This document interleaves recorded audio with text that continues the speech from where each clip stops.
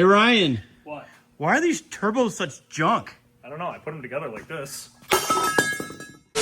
Like this video for me because I really want the information to be spread across the entire YouTube platform. I know I say that all the time, but it's imperative that people in the truck community know this stuff, and that's why I have this channel. I want to help you guys out. We're also going to be talking about tuning, guys. We're going to talk about overspeeding turbos, why they blow up.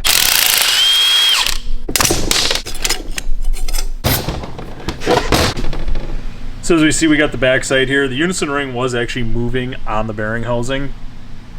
But if you see that vane, I get very little movement out of it. More than likely, this is going to be throwing a turbo code, whether it's a P003A or a P2563, something of that nature. Those are pretty much your common Duramax turbo codes that you're going to be getting out of it. Is there any sort of preventive measures, man, on that? I mean, other than just beating on your truck, hoping the vanes open and close. Pretty much what we tell guys is just driving it, getting it out like a grandpa. Yeah, basically. You know, same theory applies with the emissions. Don't be taking it out and, you know, just driving short trips. Take it out and work the thing. Get out on the on-ramp. If your truck's 100% bone stock, we tell guys, flat foot the thing. Hold it from, you know, the start of the on-ramp to the end. I mean, you don't need to be pounded on your truck every single day, but use it, work it. It's a diesel. That's what it's designed to do. That's no different than what we tell guys with the turbo stuff as far as that goes. The turbo that I pulled was a little more severe than that. Actually, I think one broke as I was trying to turn it. But this is very common. I did install a 10-blade turbo. Yep, our Pro Stock unit. It was a 10-blade Pro Stock. Pro Stocks, yeah, they are. I mean, they're probably one of the more common ones that we sell, especially in today's day and age with the whole tuning thing and everything. So most guys go with that because you still get the cool whistle, you know, sounds, that sort of thing out of it. Still going to function though like a normal stock style turbo. And no tuning needed. No tuning needed. You can drop it in there. It sounded really good with the emissions on it too. Yeah. Surprisingly, you can actually hear it. You can actually hear them on them. Yeah, emissions on trucks. You can actually hear them still. So that's kind of a pro tip for some of you guys if you want to get a little more turbo noise, but you want to keep your emissions intact and no tuning needed. You guys can always do that option. This is some carnage here. This is out of a 2017 through 2023 L5P unit. So this unit came back, customer called, said, hey, we're having some issues. My tech's here. I've got a really good group of guys that can kind of feel through these. And he starts going through all the diagnostic steps with the customer and says, hey, you know, what's going on? Turbo exploded. That was it. Okay, well, at that point, we're diagnosing over the phone. There's only so much we can do over the phone when it's in pieces like this, right?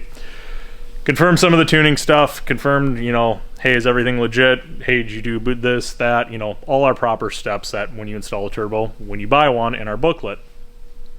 Customer claimed at that point, yes, he did everything and it was on the up and up. So when he pulled it, he shipped it back in. We started doing some further investigation work on it. So here's a thrust bearing that came out of this unit. As you see, this thing took a lot of axial movement. The rotor assembly was really walking back and forth. For comparison, this is a brand new one. See, the pads are still on there. So this stuff like this, that if we get a unit back, this is what we're looking for. Shaft play, when you're checking for that, basically you're looking for an up and down, side to side, and does it have in and out? If you have in and out shaft play, basically that tells us we have axial movement, which kind of goes back to those thrust bearings we were looking at earlier. That tells us there's something excessively wearing, which generally indicates that your shaft speed or your rotor speed is significantly far surpassed what it should be. You're always going to have side to side and you're always going to have up and down. Obviously the oil has to go somewhere, so being a journal bearing unit, the oil's got to have around. You always got to have a little bit in there. But obviously, let's say you had this blade that was just about ready to touch the side of the housing or hit the housing, okay, that's no good. So like I say, then that would be starting to create more of a concern. Just try to look in and see what do you have going on. Obviously, as you see, the shaft is snapped in half. Fun fact for all of you too, shafts don't just snap in half for no reason. If I had $1 for every time I heard that, I wouldn't be talking right now. See, again, basically goes like so.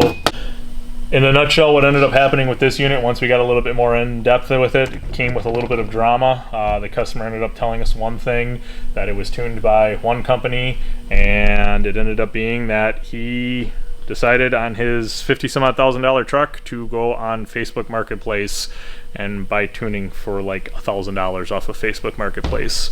When we got even more information out of him, it came out that his truck was over 45 psi of boost they were trying to command out of a drop-in turbo, which Normally, by a legitimate, reputable tuner, these aren't pushing anywhere more between about 33 and 35 psi. Again, Facebook tuning is not good. Do not do that, guys. I cannot tell you enough. That is not the first time we've heard this. This has happened several times. Regardless with that, besides the turbo, he had issues trying to load the tuning in. The L5P world, again, those trucks are very touchy. He was having some cooling fan issues with them staying stuck on. It turned into a huge nightmare. And he wasn't giving you a full story. You had to keep going. No, we had to keep on. We besides being diesel mechanics, also have to become detectives, and we were able to get the story out of him and figure it out what actually happened. So another side note, don't lie to your manufacturer either. Just tell them what happened, man. We ain't got the time to waste nor to you. So tell people what happened, man. You know, and again, in this case, it came out. Again, we were able to go and get them. Obviously, none of these parts are able to be used, so we were able to go get everything squared away with another unit for him. We were able to go and put him in touch with a company out of Canada. We do not sell tuning. Please do not call here and ask us if we sell tuning. We do not sell it. Again, he was able to get everything squared away, get his truck back running, and his truck's been on the road and doing good. If you increase the size, you will have to end up tuning the truck, and if you don't, you can run into possible overspeed issues as well, right? Map issues, all kinds of stuff. The bottom line here is you do need to tune the trucks, but if you do the Pro stock Charger, you don't have to. What about Facebook tuning? I've never heard of that before. Help me out here. What does that mean? Unfortunately, in the day and age of today, especially with, like, for an example, your L5Ps, the 20 plus Powerstroke, we have painfully gone through that with the 20 plus Powerstroke stuff. We were the first company out on the market with the 20 plus Powerstroke drop-in turbos. I was the first to prototype test them, and I'm actually right now, I believe, don't hold me to this internet, but I believe I'm still the first person going through all the carb certification stuff to get a turbo and a tune certified by carb, thanks to SEMA. SEMA Garage has been working with us and helping with us. We actually had one of our shop trucks out there for quite a while. Between them and the help of PPI, we got it dialed in. So we've been through this whole situation with the tuning aspect, and basically what's happening is guys are taking files that are stolen and they're reselling them. And when they're trying to do this, they're doing it very cheap. Do not fall for that. Cheap tuning is not good. You know, it's the old adage of guys think, oh, well, it's cheap, it's got to be decent, or what. You know, we hear, again, every story under the sun. It's not good. I'm telling you, you guys got expensive trucks. These are, you know, $50,000, $60,000 trucks. Heck, if it's a new Powerstroke, those run upwards of $100,000 for that truck. Do not put cheap garbage on there. It's not good. Go with somebody that's reputable. Again, whatever you're doing with your truck, whatever parts you're buying from that manufacturer, talk to them. Again, they're going to know this company's legit or no, this company's not. We've actually started lists with companies like out there that we've had to start making them that we're not, if you have that so-and-so's tuning, we're not giving you a warranty on the stuff anymore. We're sick and tired of it. We know what happens. This is nothing new. And as much as I hate the Facebook groups and all the bad information that's spewed in those Facebook groups, there are some information that is out there, tuning being one of them, that you can pretty much in about 30 seconds do your research and figure out that, hey, is this company good and legit, or do they suck? So tuning is a huge part of why turbos fail. Big time. Biggest things that we're seeing right now, the Powerstroke, the 20 plus, those have been a real nightmare. In fact, like from the factory? Yeah. Last I knew, like, and I'm talking bone stock trucks. I'm not talking modified. I'm talking these are daily driver work trucks. We've actually had a Ford dealer in the Midwest here because those turbos have been on national back order with Ford. We had a Ford dealer here in the Midwest that has actually been buying our drop-in replacement units from us because they couldn't get them. Like, they have no options, no sources. These customers are ticked off. They want their truck back because 99% of them, they're work trucks. So they need to get the trucks back on the road. They've actually been buying the units from us and putting them on. So kind of cool. You get like mildly performance turbo and you're still retaining a warranty, which is pretty cool. Those have been a huge issue. Your Cummins units, fortunately, with that actuator that whole set has, once they finally change something, I think you're always going to have that issue, and that's going to be pretty much from Euro 7.5 all the way up to current. We are seeing it on, especially on the 5th gens now. They're really starting to become more of an issue, especially like tow trucks, service trucks, that sort of thing. Those guys that are putting those kind of miles on, they're starting to fail. And then the Duramax stuff, I would say, yeah, your L5P is definitely the actuator. If you ever took one of those actuator, the smart boxes, I think they call it, it's all plastic gears inside. We've actually cut them apart here, and they are the chintziest looking garbage you'd ever see. We actually just had a dually through here, 100% bone stock truck. 100,000-ish miles on it, and the thing, yeah, it was junk, and you could actually go, it was throwing, if I remember correct, it said service emissions on the dash, which really sucks because they run all the emissions through those now. Yeah, it makes it a big nightmare. So the service emissions, service all the stuff on there, and then you would actually go and take the linkage off the back and move it, and it would get to a certain spot, and it was a hard spot, and then it would just kind of break free, and you could tell the whole bottom side of the gears were just gone. There's nothing left. So that's kind of what we're seeing. Anyone can install a turbo. I mean, right tools and some patience. Even if you've never done it before, there's multiple YouTube videos on how to do it. You'd be your own YouTube mechanic, if you will, certified. But if you don't do a boost leak test after you properly install your turbo, you're basically shooting yourself in the foot, because more than likely you're going to overspeed that thing. And that's what's knocking these center sections out. Is that what's going on? It is. So overspeed, like I say, overspeed can be classified by a couple different things, whether it's a tuning related, a boost leak, mechanical issue with the truck. We've actually seen, as of recently here, there was a guy that thankfully he caught it ahead of time, started noticing a little bit weird drivability, and I give it to him, he started noticing that his vane position was kind of fluctuating all over the place. Long story short, in the day and age of today with tuning and that sort of thing, and I don't know what his tuning was, and it kind of goes back to the tuning thing in a roundabout way, he had a map sensor that was actually bad, and the map sensor was actually allowing it to not fall within the value of where it was supposed to be. The reason it would never throw a code is because the check engine light was turned off. Can't fully fault the tuner in some cases, depending on what they're trying to do. And that was the thing back in the day. Guys would just go in and disable those codes, so it would never actually actively turn on the code, right? So that is one thing that we've seen, mechanical issues with the truck. Like you say, boost leaks. We've seen it leak through the layers of the boot. We are actually huge advocates. When you have that system on and together, you're charging the system up to whatever your turbo manufacturer talks about that they want you to test to. Take soap water in a bottle, spray it, and spray all your boots. I get it, guys. You got powder coated stuff. You don't want to get soap scum all over it, but it's a whole lot better than having blown out parts coming out your pipes, right? So we're huge advocates of spraying all the boots while you have continuous pressure flowing through there. That has, again, been a huge issue, and again, leaking through the layers. We made a video a while back about this on our Facebook and Instagram. Some guys called me out, oh, that little tiny pinhole, this, that, and the other, that's never going to cause a leak. What guys were missing was they thought that I meant, oh, well, that little pinhole in 50 miles is going to cause it to be an issue. It's not going to. Generally speaking, if you're going to have an issue, it's happening between the first 4,000 and 8,000 miles of the life of that turbo. If it makes it after that, it's not going to be an issue. I think you and me talked about earlier today, we were talking about your truck with, you got one of our units on your black truck, and how you had 30 some odd thousand miles on that truck, and it's giving you no issues. It's ran phenomenal. And I think we talked about, there's a prime example of, you do the right install, you do it the right way, you don't have a problem. You know, we don't hear back from guys when they do it the right way, right? So unless they're buying another turbo, so for another truck. So it's one of those things, install, I cannot stress. Again, a lot of guys think, I can just throw a turbo on, I can just go, and this is easy, right? And you're right, it is very easy. You know, again, like you say, there's a lot of good info out there. Especially on the newer trucks. Yeah. Very, very nice. It's one of those things, you know, guys, yes, you can throw them in, but you got to take your time, slow down, pay attention. This is a critical component. Depending on your unit, these things could be spinning at anywhere between 100 and 150,000 RPM. I mean, that's a lot. So again, it's one of those things that you got to slow down, you got to pay attention to what you're doing. So yeah, boost leaks definitely can create a lot of issues. So on a side note, my first time ever installing a turbo on a LBZ, an 07 Duramax, I didn't install the drain tube properly on the very bottom, and I went to go fire it up for the very first time, and oil just started leaking all over the place because I wasn't taking my time. So believe it or not, I had to remove the turbo completely again. I never videoed that. I was sick to my stomach. Last week we actually had one of the guys here, I heard, he hung up from a call. Their guy actually had called, and I don't know whatever ended up happening, but he was putting a turbo in, and he was rushing through it, and he put all his hardware along the cowl on the top, and he bumped it with his elbow, and one of the nuts fell in and went directly down into the drain hole. Oh, and he fished down in there and with it and pulled the lower pan and couldn't see it, and we told him, well, I guess you're going to have to go fishing or run it. Yeah, hope for the best. And we never heard back from him, so. Oh, that's rough.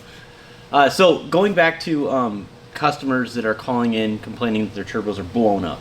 Walk me through what you ask them when they install a turbo. Yeah, just basic questions. You know, we kind of look and see, like, does it seem like you actually cared? Does it seem like you actually did the install properly? You know, again, guys don't think we can't look at this, and this is no different than any bearing wear on any component. Take what my dad does for an example. He can look at wear on a gear in a differential or in a transfer case. He can tell the story of what happened with that. Turbos are no different. Guys think that they can tell us any story they want, and we're just not going to be able to figure it out, but we can, you know. Same thing goes even if it's not a performance turbo. Let's just say it's a stock turbo for that matter. You can look at a stock factory turbo, look at the bearings, look at the thrust, look at the, you know, the shaft, look at everything and see how the wear looks on there. If it looks like it, you know, wore bad, you can pretty much get your whole entire story told just by that. By looking at it, yeah. I know you got some dicey stuff to talk about. Let's just not hold back. I don't know the whole full story, but I'm hearing 9 blades are junk. The last 3 years now, I've installed on my own personal trucks. I had at that point 8 diesel trucks, and I think 4 of them had 9 blades on them. And they're awesome, man. I mean, it never gets old. It really doesn't. Yep. But what's going on, man? Like, especially the internet. I mean, they're rough. Yeah. The internet goes wild with that. So here's the story with the 9 blades. Yes, 9 blades. Oh, hang on. Yeah. People are like, Josh, shut up. 9 blade. What is a 9 blade? So 9 blades is a turbine. So back in the day, you had your traditional 10 blade turbine, right? That was your 03, 604 10 blade. Everybody knows that whistle. You know, we don't really need to go on with that. But that is where basically that whistle of the, you know, 10 blade, 9 blade battle came from, was comparing the two. Basically, it's one less blade on the turbine, right? So basically, long story short, the 9 blades, I want to say that came out in right around, let's just say 2019, 2020, right? Mm-hmm. Generation 1 or 2 of 9 blades, yeah, I definitely agree. They were rough. There were some rough patches there, right? That's the stuff, though, that never actually made it out to the market, right? Mm-hmm. It never actually made it out. There was a couple people out there that were trying them and basically kind of gave up on them. And we didn't, just because we could see what was going to come of it. Yeah, because you were the first ones to really launch it publicly. We were. I know there was another company. There was. We were right there, pretty much neck and neck, in the Powerstroke and in the Duramax stuff. And what it boiled down to was the first 2. They're garbage. And what actually kind of ironically happened was, and where I feel it gets its rap was, there's a company that actually knocked off and got a hold of one of the prototype turbines. Yeah. And that's actually what they're selling today. So buyer beware when you see them on eBay or Amazon or pretty much any place that's selling one on the internet. They're all knocked off, and they will cause issues. I'm telling you right now, they will leak. We get, I don't know how many people a week that call here and go, yeah, I have this, and it's bad and it's leaking. I mean, I saw one in email a couple weeks ago that the guy, and honestly, I truly do legitimately feel for people. Like, I really do. I don't want to see somebody spend their hard-earned money on that. It's unfortunate that it got knocked off because, again, it was still in prototype testing at that point. That's too bad, man. Yeah, unfortunately. What's the shop charge, a price range spectrum between remove and replace for a turbo install? For doing that, depends on the truck, you know, and that sort of thing. But I mean, it can be costly to do. Can it be something. like what, $6,000? No, not grand? that much. I mean, you're generally talking anywheres like let's say you have like real involved. Let's just say L5P or an LML. You're probably talking anywhere between, you know, shop rates probably 15 to 18 hours of labor that you're charging. So that's quite a bit. Times that by $150 or more, what most shops are getting nowadays. It's definitely a bunch. Oh so, man, like 200 now. I'm hearing. There's a lot out there. 200 an hour. It's one of those things that you buy one of those cheap units, you put it in there, now you're paying a shop to do it twice. It's not fun. So that's rough. Yeah, so the whole 9 blade 10 blade controversy, that's kind of where that came from. Again, personally, I mean, either or they're going to run. I mean, Beard's truck, Tyler, the manager here, Tyler actually has one of the first ones out there in his LBZ dually. I think he's upwards of about 60,000+ miles on that thing, and you and me both know how he drives that off camera. He's pretty hard on that one. Didn't I get one too? And yeah, I think you got one of them too. I think I got the first one. You've got some of them. Oh, I put that truck through the ringer. Yep. The LBZ, the red one. Yep. Oh, I'm going to leave a clip in this video so you guys can hear that thing. It sounds insane.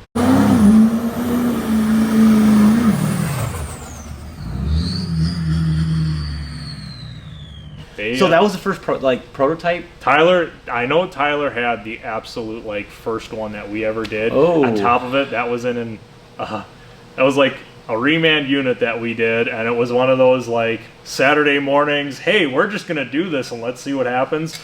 We've purposely created boost leaks on that truck. We've purposely... To try to blow it.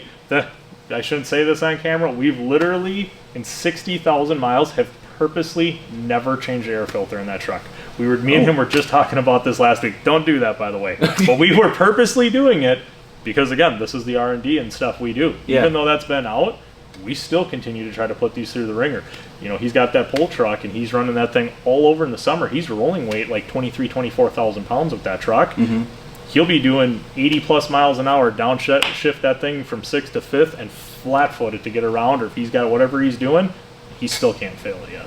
So bottom line with the 9-blade, 10-blade battle is sound. One less blade than the other. One's not as whistly than the other. Sound's the biggest thing that we tell guys. You know, again, know what you're buying though. I know there's a zillion sound clips out there. There are some 9-blades out there that guys have that aren't as loud as ours. I'm going to go out on a limb here, and again, I might get some slack about this on the internet, but whatever. I definitely think ours is probably one of the loudest ones out there. I agree. As far as that goes. So again, know what you're buying. We've had some people that have called back that have said, how can I quiet this down? So yeah, I've been getting emails too, because I've been selling the RDS turbos on my website, and I do get emails from people that say, hey, how can I quiet it down? At this point, it's like, all I can come up with is really just muffler and maybe put your resonator box on it. Yeah, we tell guys put a muffler on there. That usually will tone them down where it'll still give it a good pitch at a certain RPM, but it's not obnoxious. You know? Yeah, you're still going to hear it, but I mean, the muffler's going to only tame her a little bit. That beast wants to sing, man. Oh, yeah. We want freedom and bald eagles coming out of the exhaust pipe. So I personally never get sick of it. So I think I probably would eventually, but I don't know. I think long road trips, I mean, with the family, with the family, you're on the phone. And you're like, "Hey, how's it going, sweetheart? How you doing?" Blah blah blah. I'm sorry, I can't hear you right now because I'm trying to listen to Freedom back here. You know. No, I get it. So so we talked about prototypes. We talked about knocked off 9-blade turbos. Yeah. But to really wrap this up here, right now you had to have already dialed this in because. I mean, man, it's been, 4 years so far? Yeah, well, since we've done this, I mean, I've been doing turbos since about 20... Well, the 9-blade turbos in general is what I'm speaking about. Oh, yeah, but I mean, as far as those, I thought you meant turbo. Yeah, I was going to say, we've been doing turbos since about 2018. As far as the 9-blade goes, yeah, we got them locked in now. Again, it's one of them things, they're off, they're running. The platform's been solid. You know, it's been proven time and time again. And obviously, again, I mean, it's one of those things, you're going to read about that one freak fluke guy that... You know, I put it on, and then all of a sudden everything 9-blade's bad. Guys, I'm telling you again, there's usually more to the story that's going on there with it. And again, if you knew the majority of customers out there that are silent that are running them, that are having no issues, again. I can do your job. You're probably on the phone all day about... Thankfully, I'm not anymore. I have a lot of awesome guys in place that I really don't talk on the phone a whole lot anymore. Man, that's rough. Yeah, my guys definitely, they get a lot of questions every day. I mean, at this point, it's like if you really don't know what you're doing and you leave it stock. Yeah, leave it. Or it's a good one. Or if you want to do it right, just pay a professional to install it. I guess that's kind of where that's come from. And I mean, they can even just bring them straight here to your shop, and you guys can just do them here. If they're not local, honestly, again, you know, and I don't care what the product is. You know, if you're buying a product from us, you know, obviously, of course, you call us. We've got shops and dealers that we work with across the country. I think last I looked, we're up to 60 or 70-ish dealers. Oh, wow. That we have across the whole lower 48, Canada, and Alaska. So it's one of those things, again, that we tell guys we've got connections. And again, it doesn't even have to do with turbos. Let's say you're buying somebody's transmission, injection pump, whatever. Call that manufacturer and ask them, hey, you got somebody local that, you know, to me that we can recommend to install? Again, we all have connections in this industry. So. And it'll help with warranty because then you actually like certified them as a dealer. Yep. So you know who's putting it in. You know that it's going to be done right. You know? Oh yeah, no, that's solid. That's solid information. Do you ever have issues when the rotor assembly gets knocked off course and the oil gets past the seals? Oh yeah, definitely. I mean, if you're having that much axial movement within the unit, and let's say it's, you know, dumping oil down the exhaust, it tells us that that piston ring in the backside is not sitting there anymore, and you're, like you say, obviously having bigger issues going on. Again, the unit's junk at that point. That's definitely the time. Stop driving the truck. Obviously, you don't want to risk the chance of pumping the engine dry or something like that. Something to keep in consideration. If you are puking oil out the tailpipe and you are running into that problem, if you have a low mileage truck, make sure you do your due diligence and don't just shotgun parts at it. all too often we get guys that will just shotgun a turbo at it because they see oil or they see smoke or whatever. They call back then, 3 days later and go, hey, I'm still having the same issue, right? And especially in the case of, like, let's say oil leaking out, let's say the turbo is tight, right? Let's say that you don't have that axial movement in it. Catch cans are like a huge issue that we see. In fact, in our instruction booklet, it says if you're running a catch can, you get no warranty. Catch cans are not good because guys don't realize that they need to drain them. I'm personally not a huge fan of them. Like I say, I feel that they create too much pressure, and so we tell guys, don't put them on. So it's one of those things that we tell guys, do a little bit more due diligence than just throw a turbo on there and let's move on with life, because that doesn't always pan out that way, and then you put a new component on and you still have the same issue, and then you're really upset because you spent all this money and it didn't fix your problems. It's crazy. I was just thinking too, when people do PCV reroutes, I guess if that's what you call it, but they literally, like if they do an aftermarket mouthpiece, they'll connect valve cover to valve cover with a and then they blow the turbo. We have got that. I don't know why people do that, but we've seen guys do in the past is they'll bring them up together. They'll get like a barbed tee, put it here, and then have a drop down that comes down, say by like the front, the upper shock mount. Don't go and create this trail that runs all the way to the back of the truck. You're asking for problems. I can promise you that. Just keep it as short. Keep it nice and short. The other thing we've seen, I know we had a guy, this was probably a couple years ago, he was broke down in Colorado, his factory turbo went out. He was in a rush, he was in like a campground putting this turbo in, he just wanted to get home with his family. We aired him a turbo, he put it in, he called that next day after he got all done, said, hey, this thing's puking out oil. We confirmed, started checking over everything with him. What ended up happening, he had actually individual lines coming off of here. The one on the passenger side by the fuel filter housing was just slightly pinched off. Even just that slightest pinch, that little kink in there where you'd go, that'll be fine, that was all the issue. And he ended up going, straightened everything out, brought both sides back up, drove the thing around like 40, 50 miles around the campground just before he hooked everything back on.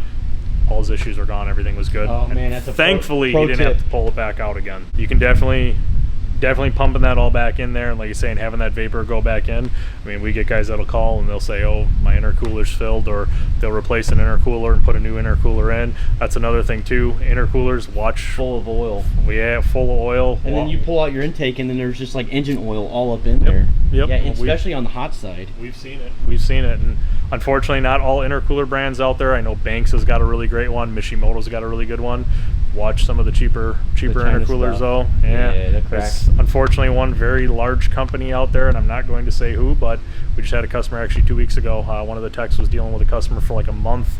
Ended up being the intercooler was actually too restrictive, and he was having a low boost issue. He couldn't get the turbo, and it was our turbo, and he could not get this thing to run right. And I forget what the guy's name was, but I'm pretty certain he watched. I want to say he was in Arizona or something. One of my guys was telling me, and he was able to actually go and figure it out and pinpoint down. So again, when your guys are doing all this, if you are going to go in to replace that because you do see oil, just make sure do it the right way, get the good stuff. You're going to buy a product, and again, it doesn't just have to be turbos. I know we've talked a lot about turbos, but guys, I'm telling you, any product you buy aftermarket from any manufacturer, just follow the directions, pay attention to what you're doing. If you got questions, reach out to that manufacturer. I know we talked about it earlier, there's a lot of bad info out there, so please make sure, do it right. You guys spend a lot of your hard-earned money on this. Obviously, myself as a manufacturer, and I'm friends with a lot of other manufacturers, not just in the turbo world, fuel injection stuff, that sort of thing, transmission stuff. I know other guys that, we build the Allison stuff here, but I got buddies that are in, the Cummins and Powerstroke world. I talk to these guys often. We want to make sure that your product's going to last, so just do it the right way, do the right steps, save up for it, do it once. What's the saying? Buy once, cry once, or something like that? That's a good one. Yeah. So I think your dad said that a few times. Did it? Yeah. That's a good one. So kind of a couple takeaways here that I'm getting from this, because I'm not the turbo expert. Boost leak tests, everything, every time. Not even if it's a stock truck, and you just boost leak test it. Actually, I know that when trucks come into your shop, regardless, even if you're not doing a turbo install, you guys boost leak test them. I've seen you do it numerous times, just because. Absolutely. So check it out. You guys probably don't know how to do that. Lots of YouTube videos on how to boost leak test, so we don't really need to go deep into that. Pull that mouthpiece off every once in a while. Check for shaft play. Get good quality tuning. That's another one. Check out the forums. Don't do the Facebook tuning. Something new I learned today. Don't go on Facebook Marketplace, man. Don't buy your tuning off there. It's not good. That or Craigslist. Believe it or not, Craigslist is still around. Craigslist, Yep, wow. yep. There's still people on there. I see. Well, yeah, and then the worst turbo. We kind of talked about kind of Yep. what you're seeing the most. I'm kind of gathering Powerstroke, Cummins. Powerstroke, Cummins, like you say, yeah. I mean, unfortunately, I hate to say it, it's the three of them, and it's pretty much the newest trucks out there. Newest trucks. It's sad, unfortunately, but Yikes. And then one more quick thing. Check your desired versus your actual vane position as it's idling. It's so important because it could very well be at 95% vanes opened when it's supposed to be at 43%. Or you guys see that all the time. So definitely check that if you have a scan tool. It's important. So check your desired versus your actual. I do that all the time, especially with your fuel. I know it's a different subject, but we can talk about that later. Definitely, like you say, usually a lot of your, like the edge insight, I think those edge insight monitors are fantastic. Mm-hmm. We tell guys, although I get the factory trucks on, can only read up to a certain point for the boost readout that they give, Edge actually sells an add-on, it's part of their EAS line, where you can actually get actual boost, like what the actual number is if you put it in the right spot. So doing that, good EGT probe. I know we had a couple, I think we were looking at them today, a couple turbines out back that these guys got these things so hot and literally melted. I mean, if I remember correct, it's 318 Inconel is what those turbines are made out of. Whoa. I mean, there's actually another manufacturer I saw, it was probably about a month ago, they had a video on where they actually had a turbine in a lathe with a torch, and they literally had the torch and they were just spinning the turbine in there, showing that this doesn't just melt easily. Like, it takes a lot to melt this. So when you're getting a turbine like that shipped in, it's like, how hot was it? Like, you screw the turbo. What was your engine temp? That's what I want to know. You know what I mean? Like, how hot was that it's running? Just a number, man. Yeah, we hear that. Yeah, just those boost, right? But it's one of those things, monitor your EGTs, vane position, definitely a big must. And like I say, if you can actually get that add-on for the EAS add-on, that's definitely a plus. So, like, especially if you're modifying your diesel. I mean, honestly, that should be one of your first things you're doing before you even think about a turbo or anything else. Throw one of those monitors in there so you know what you're working with. Yeah, Edge CTS3 monitors, CTS2 monitors. I think they're great. Yep. For us guys that are poor folks and we don't have those sweet Snap-on Zeus's or whatever you guys call them, how do we do a vane position sensor relearn? Yep. So unfortunately, you do need a bidirectional scanner. So basically, a scanner that you can go in and do certain functions with. I would say 99% of your, if you want to call them knockoff scanners, your cheaper scanners that you can find like on Amazon, a couple $100, they actually can do them. Otherwise, we always tell guys, if you got a buddy, a friend, something of that nature that works at a shop, even a general automotive shop, they can do it.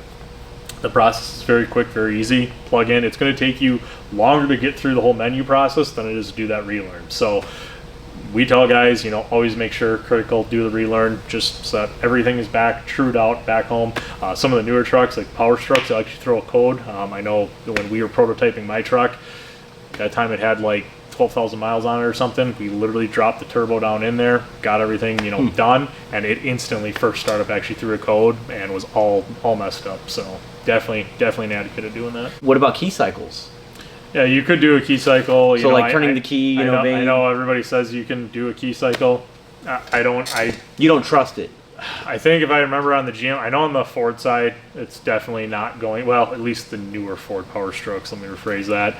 The Cummins stuff, you actually have to do the relearn on those with the actuator before it's even installed on the turbo. The Duramax stuff, I know back in the day on the older stuff, GM, I want to say had a bulletin out there that said you could do a certain amount of key cycles. Yeah, I think it was like 3. Yeah.